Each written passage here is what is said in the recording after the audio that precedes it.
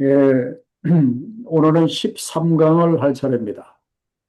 13강의 제목이 그리스도인의 세상 속 삶과 세상의 건세에 대한 우리들의 책임 또는 의무에 대해서 함께 생각해 보도록 하겠습니다. 제가 오래전부터 좀 많이 생각을 하고 그리고 궁금하게 여겨봤던 것이 무엇이었는가 하면은 우리 크리스천들이 세상에서 일을 하면서 이렇게 삽니다. 저도 목회자가 되기 전에 옛날에 그 일을 하면서 살고 그리고 또한 그 후에 이 믿는 사람이 되면서 제가 궁금하게 여겼던 것이 우리 크리스천들이 세상에서 일을 하면서 사는데 그 일과 그리고 나의 영성이 어떤 관계여야 하는가 알고 싶어서 굉장히 궁금해 했었어요. 세상은 우리의 적이라고 생각을 하고 세상은 우리가 타파해야 하는, 부셔버려야 하는 세상으로 생각하고 그렇게 살아야 하는지 아니면 또 세상을 어떻게 해야 하는지 굉장히 알고 싶었습니다. 그러다가 제가 몇 년 전에 아마 여러분들도 읽어 보셨을 거예요. 팀 켈러 목사님 너무나 유명하신 목사님이죠. 그분의 뭐 설교라는 책이라든지 또 일가 영성이라는 책이라든지 좋은 책들이 많습니다. 그중에 제가 일가 영성이라는 팀 켈러 목사님의 그 책을 사서 읽어 봤는데 거기에서 그분이 뭐라고 말씀을 하시는가 하면은 우리가 세상에서 하는 그 일의 의미에 대해서 잘 이야기를 하고 있고 그리고 그 책을 이렇게 뭐라고 할까요? 추천하는 분들의 글이 책 맨 앞에 나와 있잖아요. 그게 보면은 또 강준민 목사님 같은 경우는 또 이런 말씀을 그 책에다가 이렇게 썼더라고요. 세상이라고 하는 것은 세상에서 하는 그 일은 아담과 하와의 범죄로 인한 어떤 저주나 어떤 고역이 아니라 이 세상을 살리는 소명이 바로 우리가 세상에서 하는 일이다라는 이제 그런 글이 이렇게 있습니다. 처음에 하나님께서 에덴을 만드시고 사람으로 하여금 모든 것을 다스리고 정복하라고 하셨을 때는 그 일이 정말 굉장히 좋은 의미에서의 그런 일이었는데 범죄함으로 인해서 땅이 저주를 받고 또 사람은 또 땀을 흘려야 그것을 먹고 살아갈 수 있기 때문에 아, 저주와 고역으로 세상에서의 일을 그렇게 생각을 하기가 쉬운데 근데 그렇지 아니하고 하나님이 우리들에게 주신 세상의 그 일은 세상을 살리는 소명으로서 그 일을 주셨다라는 그 내용이 그 책에 보면은 이렇게 나와 이렇게 있습니다. 그래서 우리가 맡겨주신 그 일이 세상을 살리는 소명이라고 한다면은 그렇게 되기 위해서 우리가 어떻게 세상을 생각을 해야 되는가 하면은 세상을 우리의 적으로 그렇게 여기서는 아니 되고 세상을 우리의 선교지로 알고 세상에서 나에게 맡겨진 모든 그 일들을 선교 사역으로 그렇게 알아야 한다. 이제 그런 의미입니다. 그래서 우리가 선교사이기 때문에 세상에 파송된 선교사이기 때문에 우리가 그야말로 올바르게 살아야 한다. 세상에 영향을 주는 그런 선교사로서 이렇게 살아야 한다. 그러면은 이제 일과 영성의 그런 관계를 우리가 다소 어느 정도는 정립을 할 수 있는 그런 내용이에요. 그리고 또한 우리 인간은 의미 있는 일을 하도록 그렇게 하나님이 창조하신 것 같아요. 그래서 우리가 살아가면서 의미 있는 일을 하지 못하면은 사람들이 내면적으로 어디에 시달리는가 하면은 이 공허함, 그죠? 의미 있는 일을 하지 못하면은 상실감이라든지 또 어떤 공허함에 시달리게 됩니다. 그렇기 때문에 우리가 그 세상의 일에도 우리가 영적인 그런 그 의미를 부여하고 우리가 이제 열심히 살아야 한다. 이제 이런 그 측면이 일가 영성뿐만 아니라 그리스도인의 세상 속에서의 삶이 어떠해야 하는가를 이제 서론적으로 제가 말씀을 이렇게 드렸습니다. 자, 그 중에 이제 바울이 오늘 13장 1절과 5절에서 강조하고 있는 것이 무엇인가 하면은 우리는 그 권세자에게 그 복종해야 된다라고 그 이야기를 하고 있어요. 우리 위에 있는 권세들에게 복종하라. 그것이 뭐 사회의 어떤 뭐 기관의 권세라든지 아니면은 나라의 권세라든지 어떤 권세든지 거기에 복종하라고 그 이야기를 합니다. 그러면서 그 이유가 그런 권세는 하나님으로부터 나지 않은 권세가 없고 모든 권세는 하나님께서 다 정하신 바이기 때문에 우리가 그런 권세에게 우리가 복종을 하라라고 그 이야기를 합니다. 복종하라. 근데 여러분들 이 말씀이 어떻게 자연스럽게 마음에 이렇게 영접이 됩니까? 사실 이런 그 이야기는 약간 그 거부감이 이렇게 될 수가 있습니다. 왜 그런가 하면은 그 여기서 말하는 권세는 그야말로 세상에서의 그 권세 아닙니까? 그 세상에 있는 권세에 복종하라고 하는 이 말에 약간의 거부 반응이 이렇게 될 수가 있습니다. 왜 그런가 하면은 우리가 이렇게 살아오면서 잘못된 그런 그 권위 아래에서 우리가 고생을 많이 했었기 때문에 그렇습니다. 요즘 세대 뭐 1.5세라든지 2세, 3세들은 그래도 좀 난데 우리 1세들만 해도 옛날에 1950년대, 60년대, 70년대 한번 보십시오. 얼마나 그 잘못된 권세들 때문에 이 마음에 그런 그 아픔을 많이 겪었습니까? 그 대표적인 것이 그런 그 옛날에 일본 제국주의자들의 그런 그 권위라든지 아니면은 그 해방 직후에 그 독재자의 권세라든지 아니면은 뭐 부정부패로 그 얼룩진 권위라든지 그리고 옛날에는 그 집안에서 이 폭력을 행사하는 그 아버지들이 이렇게 많았습니다.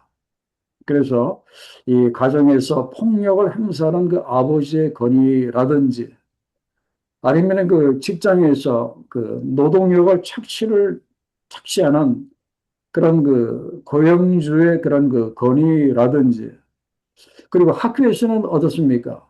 저도 이게 학교 이렇게 다니면서 잘못한 것도 없는데 애매하게 선생님에게 이렇게 단체 기합을 엄청나게 이렇게 많이 받았던 것 같아요.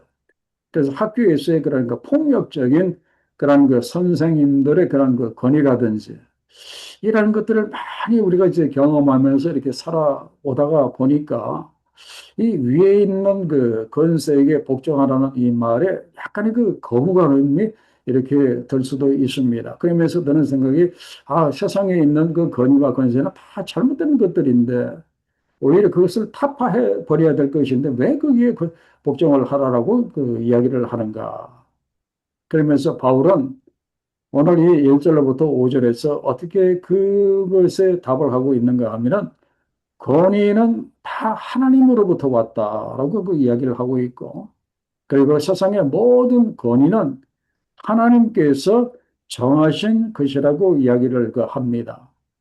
그래서 그 건의가 올바른 건의든지 아니면 그 건의가 잘못된 건의든지 그거는 이제 하나님이 알아서 하실 것이고 일단은 하나님이 그런 그 건의를 정하셨기 때문에 우리는 순종을 해야 한다 하는 것이 아니 오히려 1절에서는 바울은 순종을 떠나서 복종하라고 복종이라고 하는 이 단어를 이렇게 썼어요. 그래서 우리가 하나님께 순종하는 사람이라고 한다면 당연히 하나님께서 세우신 건의에도 우리가 순종을 해야 한다 하는 것을 알 수가 있습니다. 그러면서 2절에 보면은 권세를 거스르는 자는 그 권세를 세우신 하나님의 명을 거스르는 것이다. 라고까지 그렇게 이야기를 하고 있고, 만약 그렇게 하는 자는 심판을 자초하는 것이다. 하나님의 심판을 받을 것이다. 라고까지 이제 그 이야기를 그 합니다. 참, 그러면은 이제 또 거부감이 막 들기 이렇게 시작을 합니다. 세상에 있는 그 권세들이 다 선하고 올바르고 좋다면은 누가 뭐 순종하지 아니하겠습니까?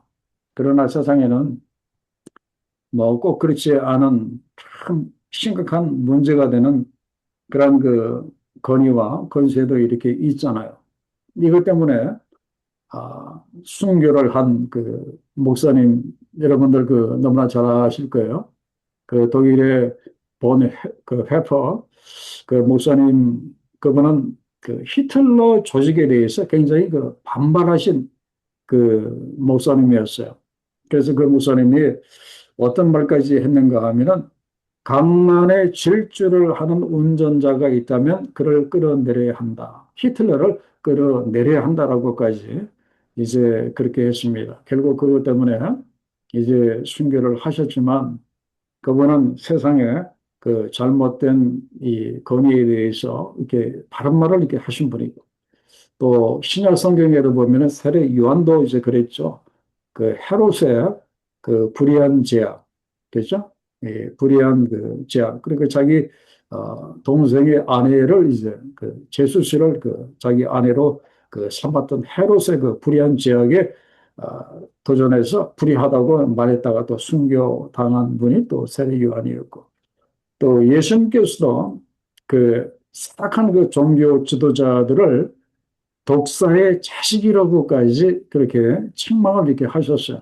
그래서 이런 것들을 놓고 볼 때 참 우리가 좀 바로 그 알아야 할 것이 바로 세워야 할 것이 있는데 그것이 불의한 권세에 대한 우리의 자세는 어떠해야 하는가 하는 거예요. 그래서 제가 여러분들에게 그 참고로 드렸는데 그 우리 그룹방에 올려드렸는데 그 보셨습니까? 거기 보면은 질문이 있습니다. 제가 이제 그 궁금해했던 질문인데 로마서 13장에서 모든 권세는 하나님이 주신 것이기 때문에 순종하라고 했는데 세상에는 이 애굽의 바로처럼 꼭 선한 권세만 있는 것이 아니라 악한 권세도 있는데 이럴 때는 그 어떻게 해야 하는가 하는 이제 그런 그 질문이에요. 그래서 제가 한번 찾아보니까 그 사도 바울은 1절에서 모든 권세는 하나님께로부터 났다고 했지만 성경에는 그 악한 권세도 많이 그 등장하고 있습니다. 그죠? 그 예를 들어서 그 일본에 보면은 그 악한 통치자들 나오잖아요. 거기 보면 애굽의 바로 같은 경우는 그 하나님의 백성을 얼마나 그 학대를 했습니까? 심지어 갓 태어난 남자 아이들을 그 물에다가 던져서 그 죽이도록까지 그렇게 했던 자였고, 그리고 그 바벨론의 느부갓네살은 그 예루살렘을 이제 멸망시켰고, 또 북이스라엘의 그 아합은 우상 숭배를 조장했던 자였고, 그리고 헤롯은 그 베들레헴의 그 아기들을 그 동방 박사들의 그 말을 듣고 그 메시아로 오신 메시아를 죽이기 위해서 2살 이하의 그 아기들을 이렇게 죽이는 자였고 그리고 네로 황제 역시 많은 그리스도인들을 그 박해했던 게 사람이었어요. 그래서 흥미로운 것이 바울이 이 로마서 말씀을 기록하고 이 말씀 위에 있는 건세에게 복종하라고 하는 이 말씀을 기록할 때 그 당시에 황제가 네로였다는 거예요. 아니, 당시 그 로마 제국이 이상적인 아무 문제가 없는 정부였기 때문에 순종을 말한 것인가? 그것이 아니잖아요. 오히려 믿는 자들을, 크리스천들을 잡아다가 그 힘들게 한 이제 그런 그 상황에서 과연 이런 말을 했었을까? 그런데 그 성경은 뭐라고 말씀을 하시는가 하면은 그 순종하라고 그 말씀을 그 하십니다. 그 권세의 존재는 하나님이 허락을 하셨지만 건세의 모든 행동을 하나님이 승인하셨다는 뜻은 아니라고 하는 이 사실을 우리가 알아야 됩니다. 그래서 우리는 순종을 해야 되고, 그리고 잘못된 그 건의에 대해서는 하나님께서 따로 심판을 하시기 때문에 그건 하나님의 손에 맡기고 우리는 순종해야 한다, 이제 그런 말이에요. 그래서 이번에 보면은 바울이 이 정부라고 하는 이 제도, 사실 우리는 사회 속에서 살지만 이 나라의 이 정부의 어떤 권위, 건세 아래서 우리가 살고 있잖아요. 그래서 이 정부라고 하는 제도 자체가 사회의 질서를 유지하도록 하나님께서 세우신 기관이라고 하는 점을 우리가 인정을 해야 됩니다. 왜 그런가 하면은 그 나라마다 정부라고 하는 이 통치권이 없으면은 세상이 어떻게 되겠습니까? 지금 저기 도미니카 옆에 있는 헤이티처럼 그야말로 정부가 제대로 역할을 못하니까 무질서와 그리고 폭력으로 가득한 그런 세상이 될 수밖에 없어요. 그래서 그 질서를 유지하도록 하나님께서 세우신 기관이 이 정부라고 하는 거예요. 물론 이 정부라고 하는 것이 온전한 정부가 세상에 얼마나 있겠습니까? 별로 없어요. 심지어 우리가 살고 있는 미국이라고 하는 이 정부도 과연 완전한 정부인가? 그렇지 않잖아요. 불완전한 정부라고 할지라도 질서를 유지하도록 하는 도구로 하나님께서 사용을 하고 계신다. 그런 말씀이에요. 그래서 우리 크리스천들은 그렇기 때문에 우리는 세금을 내야 되고 또 교통 질서라든지 또 법을 지켜야 되고 사회 질서를 존중을 해야 되고 그리고 또 우리가 국가를 위해서 우리가 기도를 해야 한다. 이제 그런 말이에요. 자, 그러나 하나님의 뜻에 완전히 정면적으로 반하는 명령에는 우리가 어떻게 해야 하는가? 그 예를 우리가 보면은 다니엘을 우리가 손꼽을 수가 있어요. 다니엘은 다니엘을 모함하기 위해서 다른 사람들이 깨를 부리잖아요. 왕 외에 어떤 신에게든지 기도하지 말라.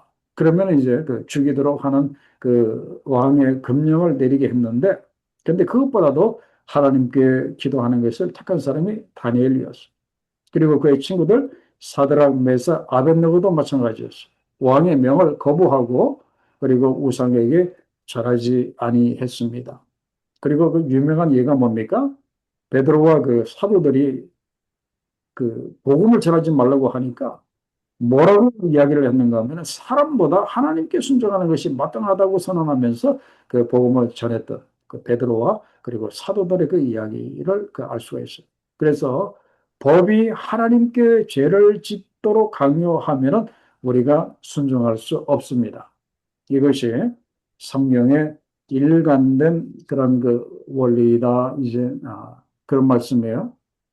그래서 우리가 그리스도인들이 가능하면은 국가의 법을 존중을 하고 질서를 잘 지키는 모범적인 시민이어야 한다. 그런 말이에요. 그런데 만일 국가가 이런 경우가 이제 오지 말라는 법이 없습니다. 이런 법이 사실 지금도 와 있는 나라들이 많고, 그리고 우리나라도 이런 일들이 지금 코앞에 와 있고, 이 미국도 언제 이렇게 될지 몰라요.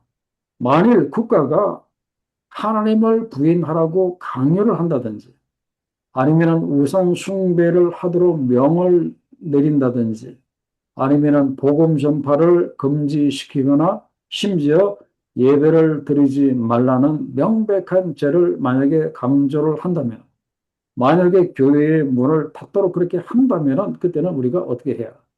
단호하게 거부해야 한다. 이제 그런 말이에요. 그래서 결론 말씀이 참 중요해요. 이 로마서 13장의 핵심은 무엇인가 하면은 세상의 권세를 절대화시키고 절대적으로 그렇게 섬기라는 뜻은 절대로 이 아니에요. 잘못 오해하면 그렇게 할 수가 있어요.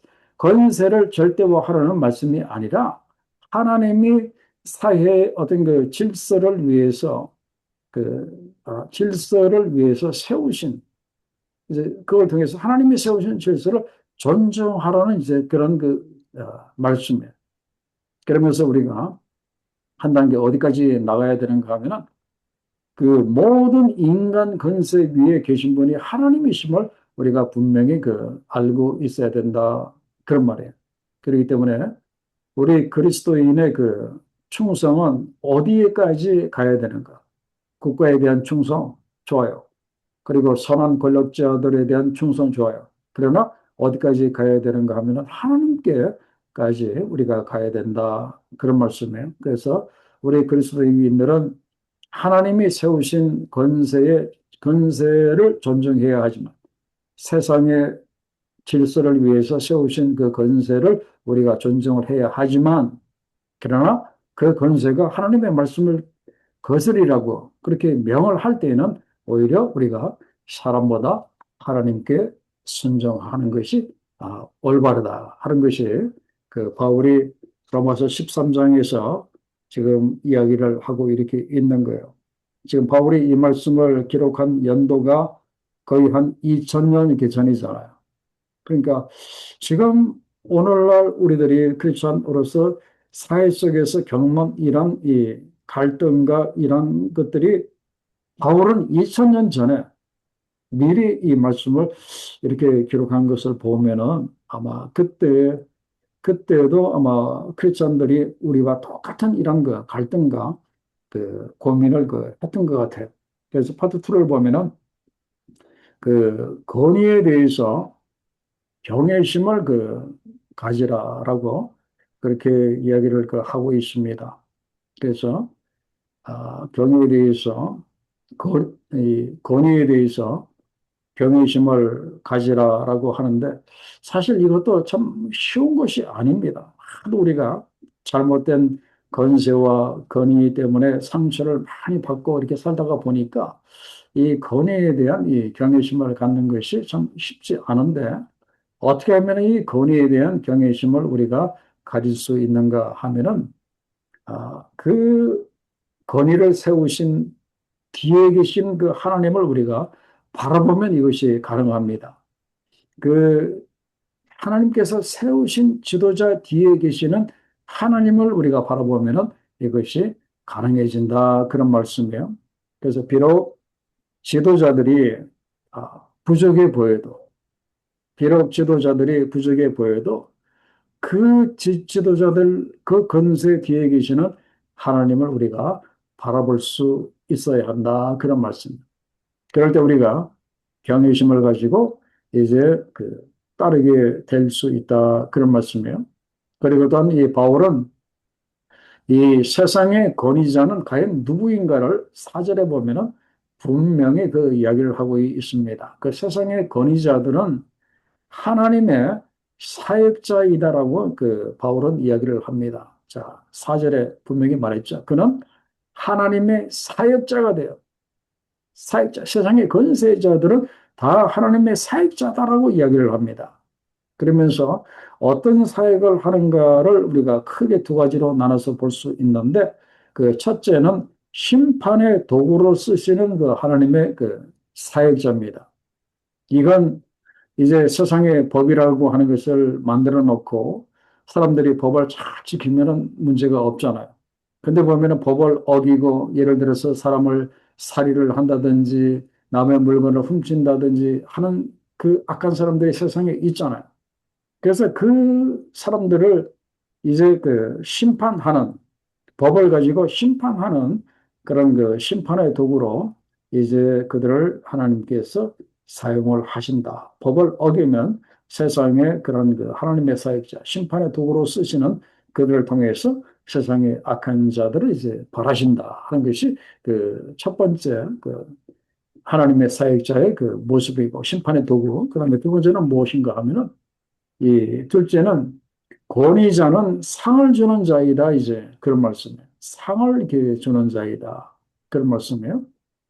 그래서 하나님은 이 권위자들을 통해서 우리가 세상에서 선한 일을 할 때 그 사람들을 통해서 이렇게 상을 받게 하는 아, 이제 그런 측면도 이렇게 있습니다. 좋은 면.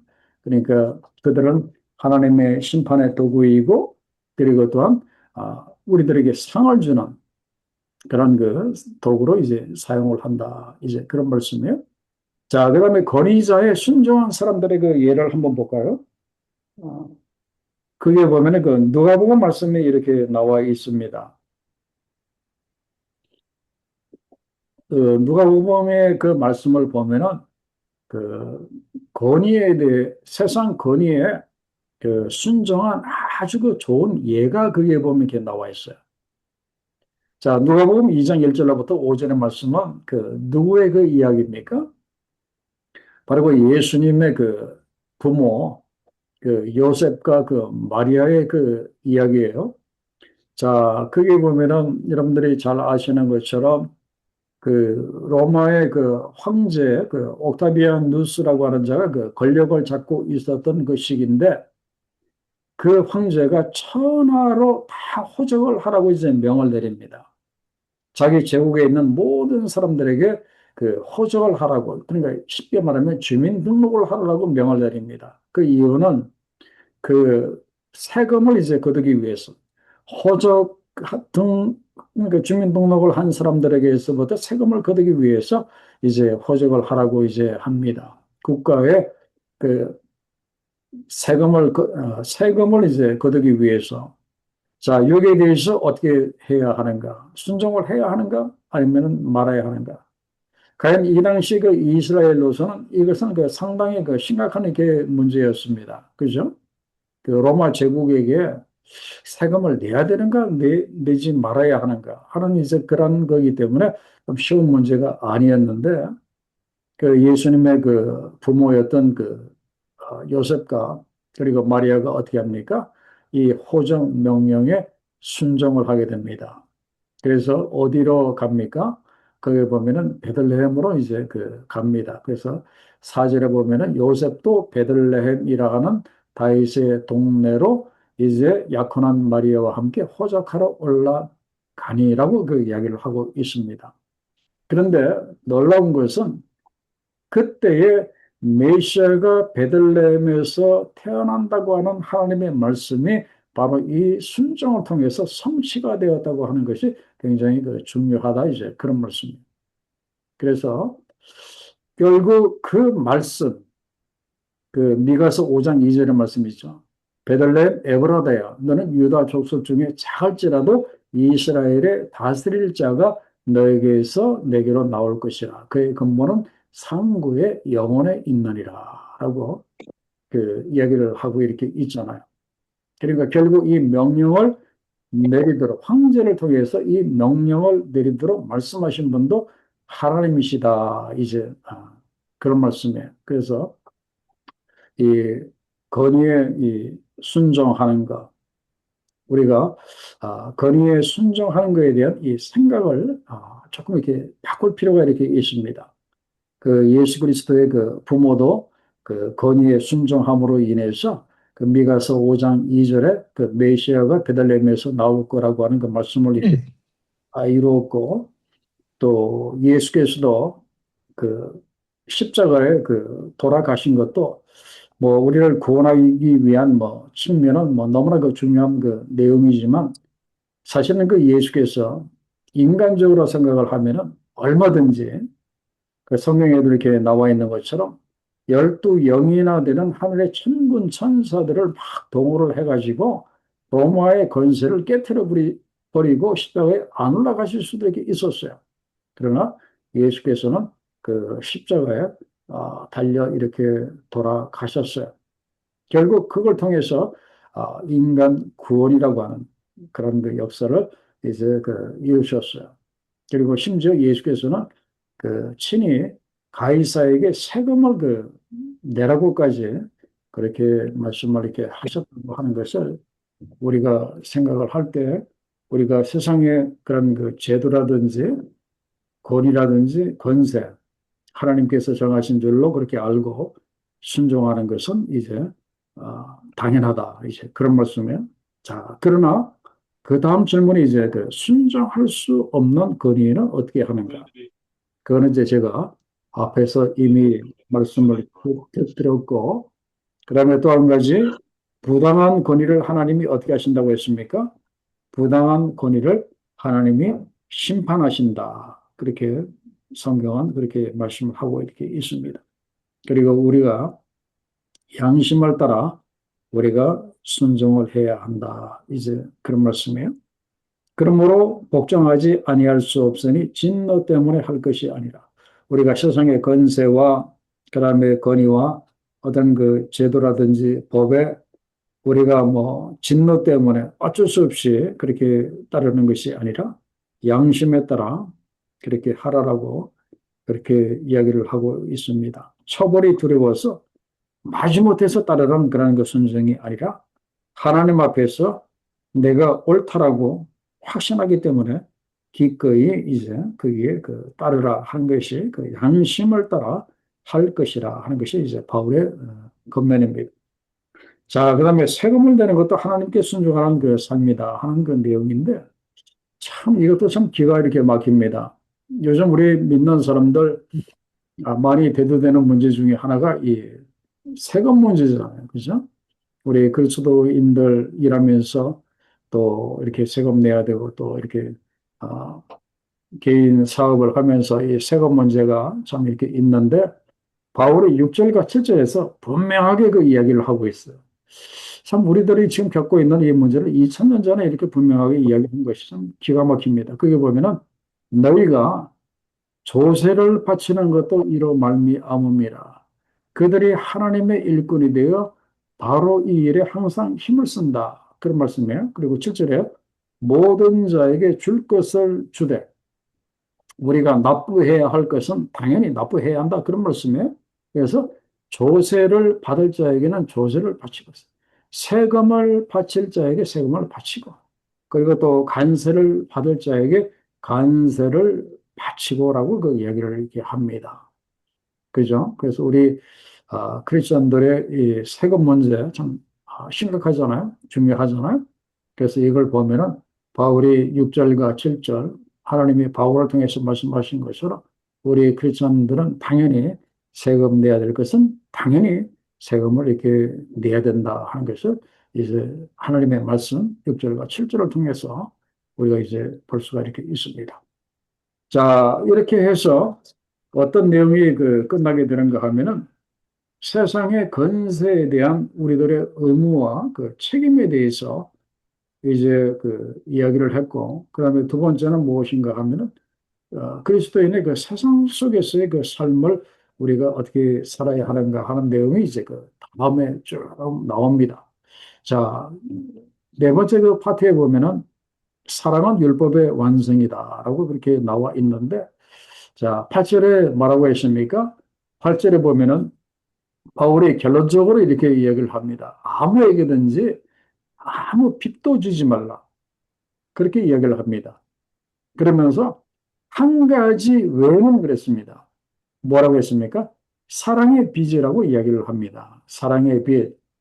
이건 무슨 말인가 하면은 가능하면은 사랑을 많이 받으라 하는 이제 그런 그 의미로 우리가 그 생각을 하면 좋을 것 같습니다. 사랑의 빚 외에는 아무에게든지 그 아무 빚도 그 지지 말라. 그래서 가능하면은 사랑을 많이 받는 의미도 있고, 그다음에 또 두 번째 의미는 아무에게든지 아무 빚도 지지 말라. 이것도 우리가 살아가면서 세상에서 살아가면서 해야 할 중요한 내용 중에 하나가 바로 이제 그겁니다. 그리고 또 한 중요한 것이 남을 사랑하는 자는 율법을 다 이루었다 하는 거예요. 그래서 그 바울이 거기에 보면은 피차 사랑의 빛 외에는 아무에게든지 아무 빛도 지지 말라. 남을 사랑하는 자는 율법을 다 이루었나니라 라고 이야기를 하면서 쭉 이야기를 쭉 하면서 거기에 보면은 그 십계명을 그 이야기를 쭉 합니다. 그러면서 이제 이 십계명 중에서 이 사람에게 해당하는 이 계명들이 내 이웃을 내 자신같이 사랑하라 하신 그 말씀 가운데 다 들어 있다라고 그 이야기를 하고 그러면서 사랑은 이웃에게 악을 행하지 아니하는 것이다. 그러므로 사랑은 율법의 완성이다라고 그 이야기를 합니다. 그래서 사랑은 율법의 목적을 성취하는 것이다라고 제가 거기에 그렇게 적을 이렇게 드렸는데 그것이 중요하다 이제 그런 말씀이에요. 그래서 남을 사랑하는 자는 율법을 다 이루는 자이다 이제 그런 말씀이에요. 그래서 사랑을 하면은 가늠하지 않는다. 예를 들어서 상대방의 가정을 파괴하지 않는다. 사랑하면 살인하지 않는다라든지 사랑하면 도둑질하지 않는다라든지 아니면 사랑하면 남의 물건을 탐내지 않는다라든지 이렇게 사랑은 율법의 그런 그 뿌리라고 하는 그 내용을 우리가 그 알아야 한다. 그런 말씀이에요. 그래서 사랑은 율법을 요약한 그 문장이다. 그런 말씀이에요. 그래서 사랑은 율법을 오히려 넘어서는 그 길이다. 그런 말씀이에요. 그래서 사랑은 그 율법을 형식이 아니라 생명으로 만드는 그 길이 바로 그 사랑이다. 그런 말씀. 그래서 우리가 그 율법을 형식으로 여기고 그 수준에 머물러 있으면 우리는 어떻게 됩니까? 완전히 율법주의자가 이렇게 되는 거예요. 나도 힘들어요. 그래서 우리가 율법을 우리가 형식으로 여기고 거기에 머물러 있는 것이 아니라 우리는 율법을 생명으로 이렇게 만들 수 있어야 된다. 그런 말씀이에요. 그래서 하나님의 모든 말씀을 우리가 이제 율법으로 받는 것이 아니라 생명으로 만들어야 된다. 그래서 율법은 사람을 사랑하라고 주신 것이 그 율법이다. 라고까지 우리가 이해를 해야 되고 그 다음에 그 사랑이 우리들의 삶에서 실제적으로 나타날 때에 율법의 본래 목적인 그 사랑을 우리가 이제 그 성취한다. 그런 말씀이에요. 그래서 우리는 사랑을 그 율법, 그러니까 그 사랑을 어떤 그 율법의 형식으로 우리는 그 율법을 형식이 아니라 그 생명으로 만드는 어, 그런 그 경지에까지 우리가 이제 올라가야 한다 하는 그 말씀이에요. 그다음에 그 다섯 번째 파트를 보면 그 낮과 밤 그리고 경각심 있는 삶에 대해서 그렇게 나와 있는데 낮이 가까웠으니 어떤 생활을 해야 합니까? 그랬습니다. 그에 보면은 지금은 자다가 깰 때이다라고 그 이야기를 합니다. 지금은 자다가 깰 때다. 그렇죠? 왜 그렇습니까? 예수께서 다시 오실 날이 너무나 가까웠기 때문에 그렇습니다. 예를 들어서 오늘 밤에 그분이 오실 수도 있고 내일 아침에 그분이 오실 수도 있어요. 너무나 그 그리스도의 재림이 임박해져 있기 때문에 지금은 자다가 깰 때이다. 그래서 우리가 영적으로 우리가 깨어있는 그런 그 삶을 우리가 그 살아야 한다. 그런 말씀이에요. 그래서 우리가 자다가 깨려면은 우리가 영적으로 깨어있는 삶을 살려면 우리가 어떻게 해야 하는가? 그러려면 빛의 갑옷을 우리가 입어야 한다. 그런 말씀이에요. 그래서 12절에 밤이 깊고 낮이 가까웠으니 그랬습니다. 이 낮이 가까웠다고 하는 것은 예수께서 다시 오실 재림의 때가 굉장히 가까웠다 그런 말. 낮이 가까웠으니 그러므로 우리가 이제는 어둠의 일을 그만 다 벗어버리고 빛의 갑옷을 입자 하고 바울이 우리들에게 권면합니다. 하나님의 전신 갑주를 입자라고 말씀의 갑주를 입자라고 그 이야기를 합니다. 그리고 우리가 또 어떤 삶을 살아야 합니까? 지금은 자다가 깰 때이기 때문에 빛의 갑옷을 입어야 할 뿐만 아니라 성결한 삶을 우리가 살아야 한다. 그런 말씀이에요. 그래서 23절과 14절에 보면은 우리가 살고 있는 2026년, 바로 이때는 낮과 같이 단정히 행하고 방탕하거나 술 취하지 말고 음란하거나 호색하지 말고 다투거나 시기하지 말고 오직 주 예수 그리스도를 옷 입고 정욕을 위하여 육신의 일을 도모하지 말아야 한다 하는 것이 바로 이겁니다. 성결한 삶을 살아야 한다고 하는 것이 얼마나 그 중요한지 이렇게 모릅니다. 그래서 그 어거스틴의 그 이야기도 제가 이 처음에 로마서 시작하면서 로마서 말씀을 통해서 변화되었던 다섯 번의 그 이야기를 하면서 이 성 어거스틴의 그 이야기도 제가 말씀을 이렇게 드렸죠. 어거스틴이 그 여러분들 너무나 잘 아시는 것처럼 예수님을 만나기 전에 이 사람이 이 마니교라고 하는 그런 그 종교에 빠져 있었고 아주 허랑방탕한 삶을 이렇게 살았고 그리고 이 사생활을 낳은 그런 그 어거스틴이었는데 그가 이제 이 말씀 바로 이 말씀 로마서 13장 13절에서 14절 바로 이 말씀을 영접하고 그 예수님 안에서 거룩한 삶을 이렇게 살았던 이렇게 사람이었어요. 이제는 예수 그리스도로 옷 입고 정욕을 위하여 육신의 일을 도모하지 말라. 이 말씀이 자기의 양심, 자기 영혼을 이렇게 찔렀습니다. 그래서 거룩한 삶을 살면서 그 당시에 그 기독교의 교리를 세우는 아주 그 훌륭한 그런 그 신학자였던 사람의 이성 오거스틴. 지금도 마찬가지예요. 오히려 지금은 더, 그때보다도 더 우리가 성결한 삶을 살아야 할 때가 바로 이때라고 생각을 합니다. 지금은 영적으로 굉장히 그 타락해져 있는 그런 그 세상이기 때문에 우리가 순결한 삶을 우리가 당연히 살아야 된다. 이제 그런 말씀이에요. 그리고 또 한 가지 중요한 것은 이제 이런 삶을 누구와 함께 살아야 하는가가 또한 굉장히 그 중요한 거예요.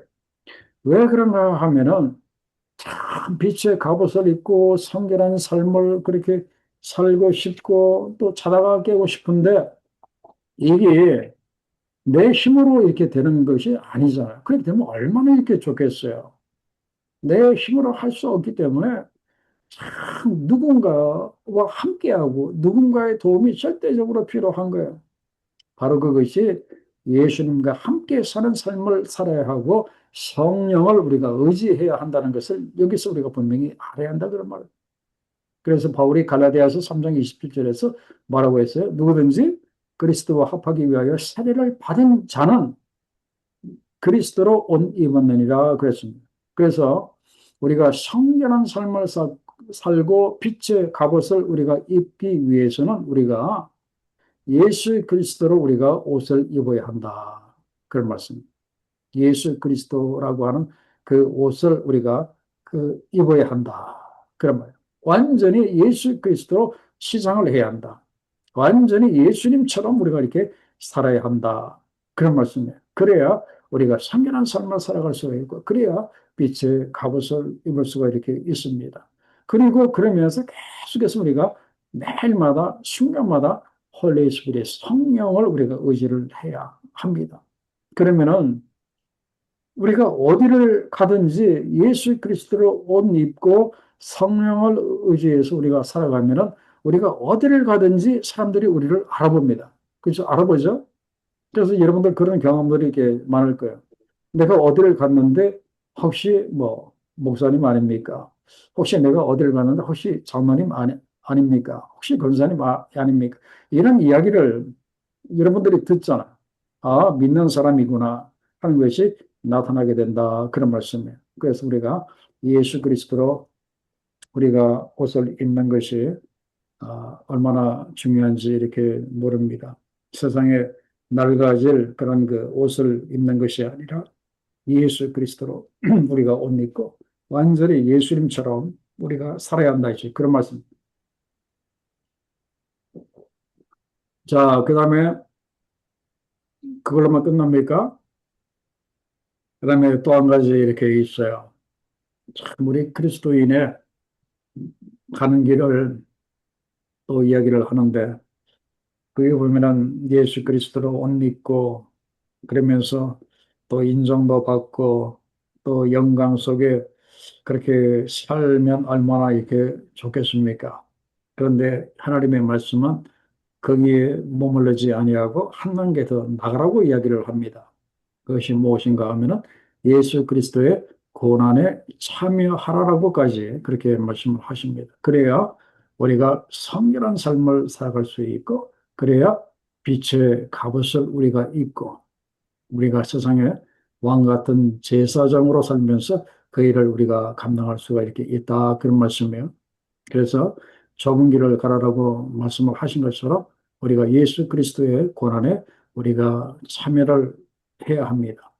그래서 베드로 전서 4장 1절에 뭐라고 했습니까?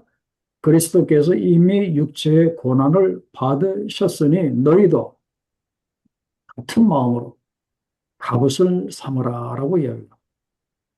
이는 육체의 고난을 받은 자는 죄를 그쳤음이니라고 그 이야기를 합니다.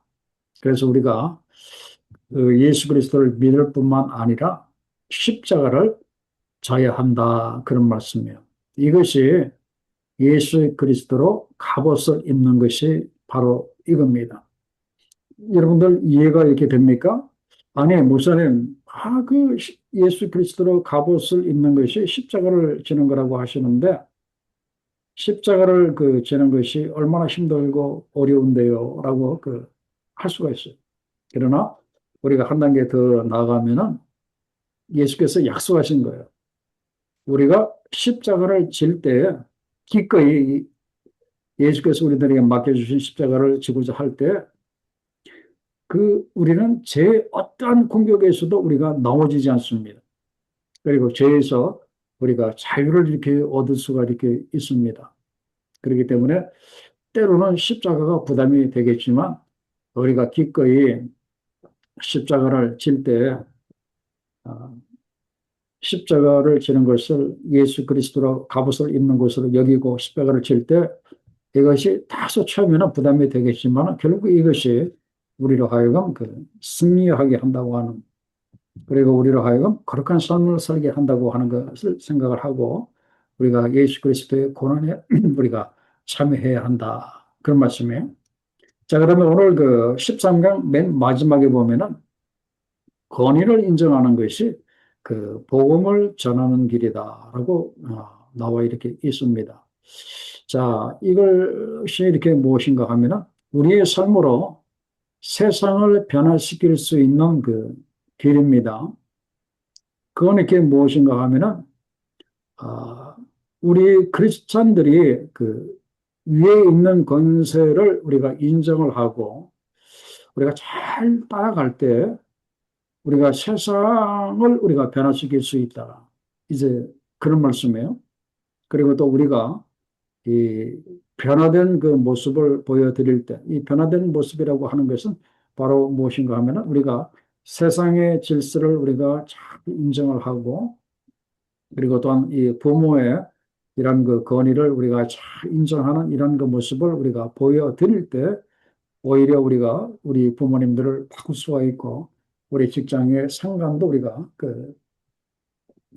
바꿀 수 있다. 그런 말씀이에요. 그래서 우리가 크리스천으로서 우리가 제대로 세상에 하나님께서 세우신 권위에 우리가 순종하고 그렇게 세상의 질서를 잘 지키고 그렇게 살아가는 것이 어떤 면에서 보면은 전도의 또한 한 방편이다. 이제 그런 말씀이에요. 그래서 이걸 이제 이런 측면으로 여러분들이 이해하시면 납득이 될 거예요. 우리 그리스도인들이 세상의 권세를 아무 인정도 안 하고 그리고 세상의 법과 질서를 완전히 무시하면은 세상에 누가 예수님을 믿으려고 하겠습니까? 욕하지 않으면 이렇게 다행이에요. 그죠? 그렇기 때문에 우리 믿는 자들은 이게 뭐라고 할까? 참 우리가 아, 참 사는 것이 어떤 면에서 보면은 참 힘들고 어렵지만 그러나 이제 우리가 이제 이런 삶을 오늘 13장에서 말씀하는 것처럼 우리가 이렇게 살아야 합니다. 그래서 결론 및 적용을 우리가 한번 볼까요? 거기에 보면은 요즘 교회들이 전도의 한계를 많이 느끼고 새로운 프로그램을 많이 도입한다고 했습니다. 그런데 사실 교회가 점점 이렇게 줄고 교인들이 줄고 나가고 하는 중요한 문제는 뭐 어떤 새로운 프로그램이 없어서가 아니라 교회가 복음의 맛을 제대로 내지 못하는 면이 있습니다. 그래서 교회가 예수 그리스도의 맛을 잃어버렸기 때문에 그렇습니다. 그래서 교회가 예수 그리스도의 맛을 제대로 내면은 교회에 사람들이 모여오게 될 것이다. 이제 그런 말이에요. 자, 그러려면 우리가 뭘 해야 되겠습니까? 첫째, 하나님이 세우신 건의에 우리가 순종하고, 교회 안에서도 마찬가지. 교회 안에서도 하나님께서 세우신 건의에 우리가 순종을 해야 됩니다. 그리고 우리가 세상에서도 하나님께서 세우신 권위에 순종을 해야 돼요. 그 다음에 두 번째는 서로 사랑을 충만히 받고 사랑하는, 서로 이렇게 사랑하는 그런 일이 있어야 되고요. 그리고 세 번째는 뭡니까? 우리가 예수 그리스도를 옷 입고 십자가 고난의 길을 우리가 기꺼이 아, 갈 때에, 그죠? 갈 때에 우리가 세상을 변화시킬 뿐만 아니라 그 교회로 사람들이 들어와서 그리스도를 믿고 구원받도록 하는 일이 일어나게 된다. 이제 그런 말씀이에요. 그래서 오늘 이 말씀은 2000년 전에 기록한 말씀이지만 오늘 이 시대를 살고 있는 우리들에게 참 우리 이 요즘 교회의 그 문제를 경험하고 있는 우리들에게 참 필요한 그 말씀이 오늘 이 말씀이에요. 그래서 이런 내용을 가지고 이제 우리가 서로 좀 기도하기를 이렇게 원합니다. 자, 기도하기 전에 좀 옆에 계신 분들하고 서로 좀 인사 좀 이렇게 나누시기 바랍니다. 자, 도움대 어떻게 지내십니까? 우리 이소 목사님, 우리 사모님, 지금 이렇게 저기 여행 중이신데 이렇게 들어오셨네요. 예, 반갑습니다. 예, 이소님, 사모님 이렇게 또 들어오셨습니다. 사모님 건강하시죠?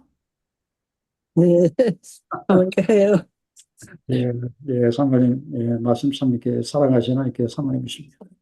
자, 우리 이런 내용을 가지고 우리 기도하고 이렇게 마치도록 하겠습니다. 우리 다 같이 기도하겠습니다. 그죠? 뭘 하는지 아시죠? 예. 아버지 하나님 은혜와 사랑을 감사드립니다.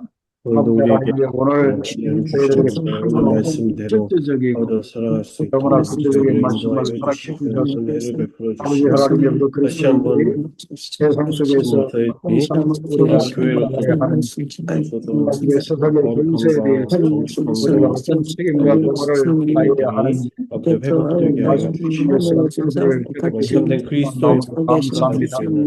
아버지 저희들의 하나님 삶을 하나님께서 세상의 질서를 위해서 세우신 세상의 권위에 충만한 우리들이 될 수 있도록 하나님 도와주시고 세상에서 잘못된 권세에 대해서 우리 하나님의 심판에 맡기고 우리는 하나님께서 세우신 그 권위에 순종하는 우리가 될 수 있도록 주여 도와주셔서 하나님의 세상을 아버지 하나님의 설계하는 이런 우리가 될 수 있도록 하나님 도와주시고 또 함께 서로 사는 우리가 될 수 있도록 하나님이 도와주시고 하나님의 예수 그리스도를 기꺼이 닮아가며 예수 그리스도로 옷 입고 십자가의 고난의 길을 우리가 갈 수 있는 정말로 그런 삶을 우리가 살아갈 수 있도록 하나님이 도와주시고 하나님 축복하여 주시옵소서. 아버지 하나님 은혜와 사랑을 감사를 드립니다.